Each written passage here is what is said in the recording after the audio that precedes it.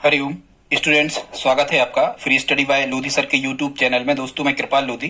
दोस्तों आज हम आपको लेकर के आए हैं विज्ञान में सदिश और अदिश राशियों के बारे में। स्टूडेंट्स यहाँ से प्रश्न आता है कि निम्न में कौन सी सदिश राशि है या निम्न में कौन सी सदिश राशि नहीं है, या कौन सी अदिश राशि है या निम्न में कौन सी अदिश राशि नहीं है। तो दोस्तों यदि आप हमारे चैनल पर पहली बार विजिट कर रहे हैं तो प्लीज हमारे चैनल को सब्सक्राइब कर लें, साथ में बेल आइकन पर क्लिक कर दें ताकि सबसे पहले नोटिफिकेशन आपको मिलता रहे। दोस्तों हम इसी प्रकार के इंपॉर्टेंट वीडियो आपको लाते रहते हैं, चाहे वो साइंस हो, जीके हो, मैथ्स हो या रीजनिंग हो। हमारी प्लेलिस्ट में जाकर के देख सकते हैं। शिक्षक भर्ती रिलेटिव वीडियो भी उसमें कई अपलोड किए हैं। तो दोस्तों यदि आप इस वीडियो में हमारे साथ अंत तक बने रहते हैं तो निश्चित रूप से आपसे इस प्रकार के आने वाले सभी प्रश्नों को आप आसानी से हल कर पा रहे होंगे, क्योंकि ये जो क्वेश्चंस हैं मुख्यतः पुलिस भर्ती चाहे किसी भी स्टेट की हो, मुख्यतः एमपी पुलिस भर्ती है या एसएससी जीडी या रेलवे, इसमें इस प्रकार के प्रश्न पूछे ही जाते हैं। और ये बड़ा सिंपल सा टॉपिक है, ज्यादा कुछ इसमें याद रखना नहीं है। जो भौतिक राशियां स्टूडेंट्स होती हैं, ठीक है, तो देखते हैं, आइए प्रारंभ करते हैं आज का वीडियो। तो सबसे पहले हमें यह समझना होगा कि ये जो सदिश राशियां हैं, ये सदिश राशियां क्या कहलाती हैं, किन राशियों को हम सदिश राशियां कहते हैं स्टूडेंट्स। तो इनकी जो परिभाषा होती है सदिश राशियों की, वेक्टर क्वांटिटी जो होती है स्टूडेंट्स, तो ऐसी राशियों को हम सदिश राशियां कहते हैं जिनको दर्शाने के लिए हमें दो चीजों की आवश्यकता होती है। एक तो उनका परिमाण, और परिमाण का मतलब होता है स्टूडेंट्स उनकी साइज, या हम कहें उनकी माप। यदि आप इस परिमाण शब्द को नहीं समझते तो हम आपको बता देते हैं, परिमाण का मतलब होता है साइज। हमें उनकी साइज या परिमाण की आवश्यकता होती है। और दूसरा सदिश राशियों को दर्शाने के लिए हमें दिशा की आवश्यकता होती है। और जहां तक आपने देखा होगा कि जैसे हम बल लिखते हैं तो हम फोर्स लिखते हैं, तो एफ लिख के इस प्रकार का हम वेक्टर का सिंबल इस पर लगा देते हैं, ठीक है स्टूडेंट्स। या हम विस्थापन लिखते हैं, जैसे हम एस लिखते हैं विस्थापन, तो इस पर भी हम वेक्टर का सिंबल इस प्रकार से लगा देते हैं। या त्वरण लिखते हैं तो इस प्रकार का सिंबल लगा देते हैं स्टूडेंट्स। तो ये जो वेक्टर है इसको हम सदिश कहते हैं। और ये किसको दर्शाता है? ये दर्शाता है सदिश राशि को।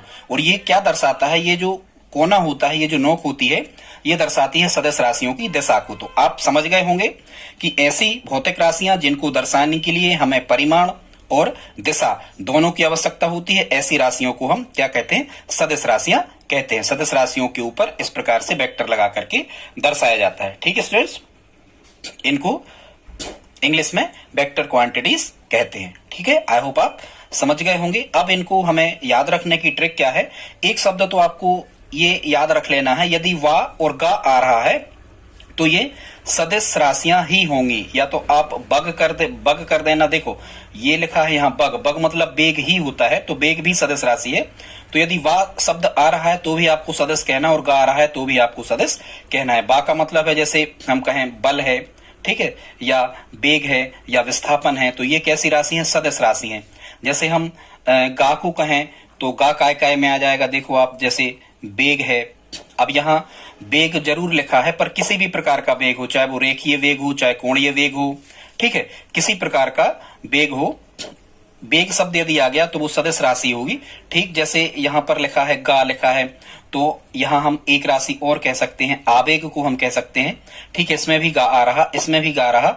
हम संवेग को भी कह सकते हैं, इसमें भी गा रहा, ठीक है स्टूडेंट। तो यदि बा और गा शब्द आता है तो मुख्यतः ये सदिश राशियां होती हैं। अब यहाँ कई बार एग्जामिनर आपसे पूछ लेता है, कई प्रकार के और भी आवेग होते हैं, जैसे कोणीय आवेग है या रेखीय आवेग है, ठीक है। तो ये रेखीय आवेग हो चाहे कोणीय आवेग हो, ये भी सदिश राशि होगी।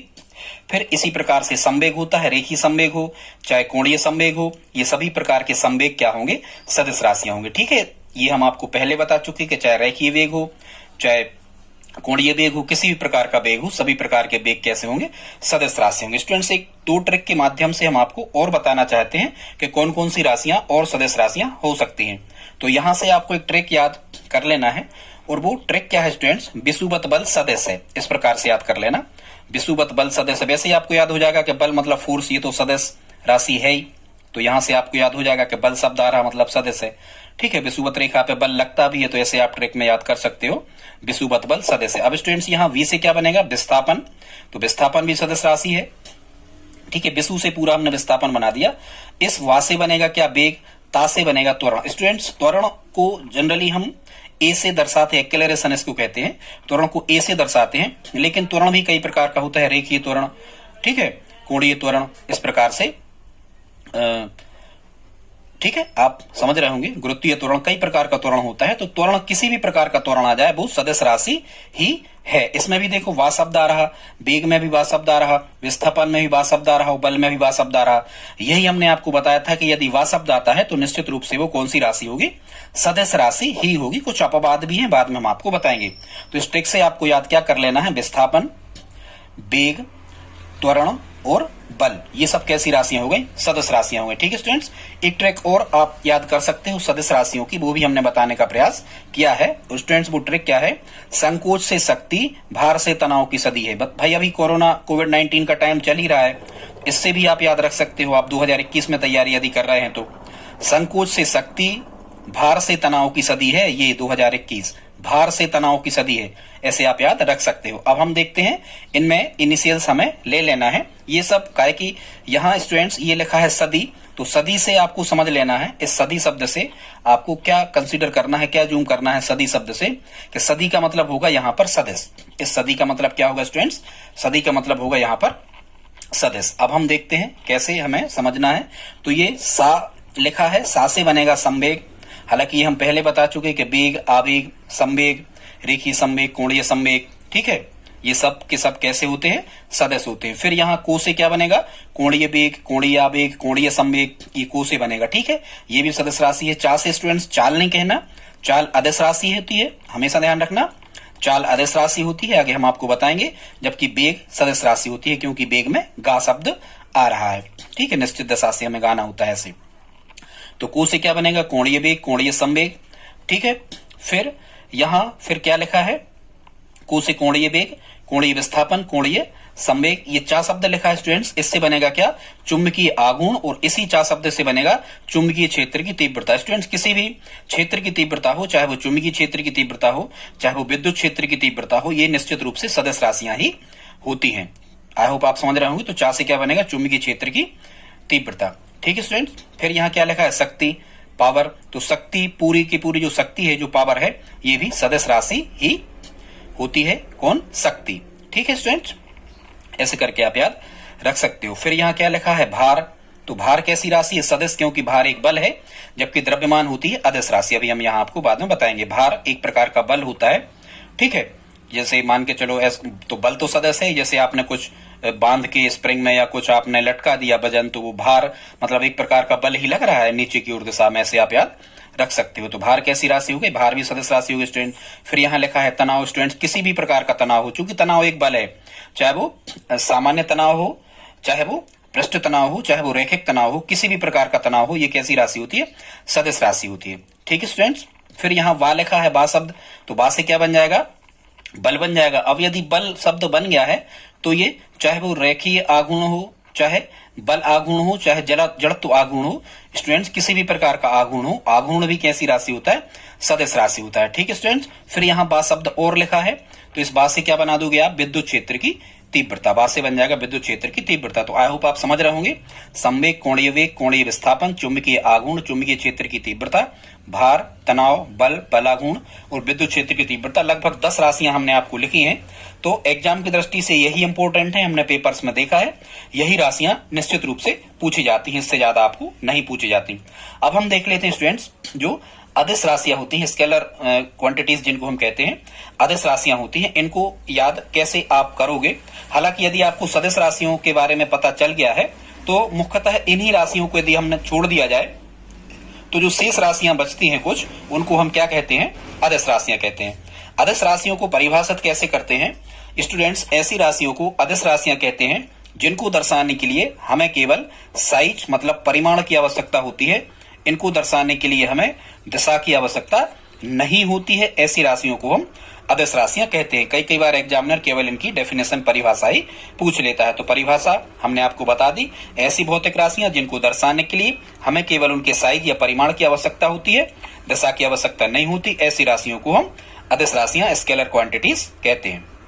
ठीक है स्टूडेंट्स, अब हम देखते हैं अदिश राशियों की ट्रिक क्या है, क्योंकि यहां से आपको प्रश्न कैसे आते हैं, प्रश्न ऐसे ही आते हैं कि निम्न में कौन सी अदिश राशि है या कौन सी अदिश राशि नहीं है, या सदिश है सदिश राशि नहीं, हम पहले आपको बता चुके हैं। तो इसमें आपको एक ट्रिक याद रखना है। वो ट्रिक क्या है, अदिश राशियों की, उस आर्द्रता को चाबी दो।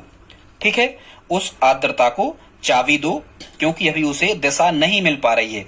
स्टूडेंट्स, यदि उसे दिशा नहीं मिल पा रही है आर्द्रता को, तो फिर क्या दोगे आप, चाबी दोगे। दिशा नहीं मिल पा रही मतलब अदिश।